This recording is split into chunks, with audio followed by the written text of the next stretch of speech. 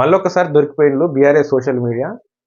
అక్కడ బుల్డోజర్ హెచ్‌సీలో జేసీబీలు పనిచేస్తా ఉన్నప్పుడు అడవి జంతువులు ఆహాకారాలు చేస్తున్నట్టుగా ఒక వీడియో క్రియేట్ చేయడం జరిగింది. దాదాపుగా ఇది అందరు సోషల్ మీడియాలో చూసినాం. అసలు వాస్తవం ఎంత అనేది ఫస్ట్ ఈ ఆడియో చూద్దాము.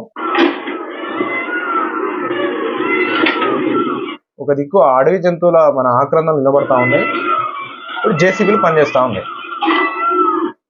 ఇక్కడ ప్రశ్న ఏంటంటే, ఇట్లాంటి భారీ యంత్రాలు లేదా వాహనాలు పనిచేస్తున్నప్పుడు అడవి జంతువులు మూగ జీవాలు అక్కడ ఉండేటువంటి అవకాశం ఉందా అనేది బీఆర్ఎస్ సోషల్ మీడియా మర్చిపోయింది. అప్పటికప్పుడు తాత్కాలిక ప్రయోజనం పొందడం కోసం సోషల్ మీడియాలో సర్క్యులేట్ చేసి ప్రభుత్వంకి చెడ్డ పేరు తెచ్చే ప్రయత్నం చేసింది. అది సెంటిమెంట్ని గెయిన్ చేసుకోవాలని ప్రయత్నం చేసింది. అయితే ఇప్పుడు మనం గ్రోకును అడుగుదాము.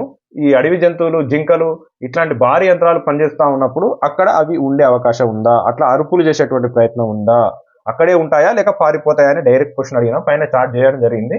ఇప్పుడు లైవ్ లో చూద్దాం ఒకసారి. జింకలు పారిపోతాయి. భారీ వాహనాల వల్ల కలిగే శబ్దం మరియు భయం కారణంగా అవి అక్కడే ఉండకుండా సురక్షితమైన చోటికి పారిపోతాయి.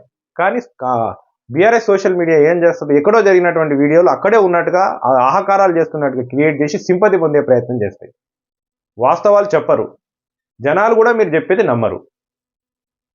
ఇట్లా అడ్డంగా దొరికిపోతారు. ఇప్పుడు తప్పుడు ప్రచారం చేసినప్పుడు కాంగ్రెస్ పార్టీ కూడా సోషల్ మీడియా ఉంటుంది కదా, మాలాంటి వాళ్ళు వాస్తవాలు జనాలకు చెప్తారు కదా.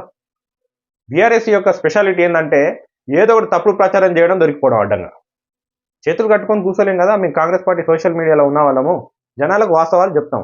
అక్కడ జింకలనే వాస్తవం, జేసీబీలు వచ్చి పనిచేస్తున్నది వాస్తవం, అక్కడ ఆహాకారాలు చేస్తున్నట్టు అవాస్తవం.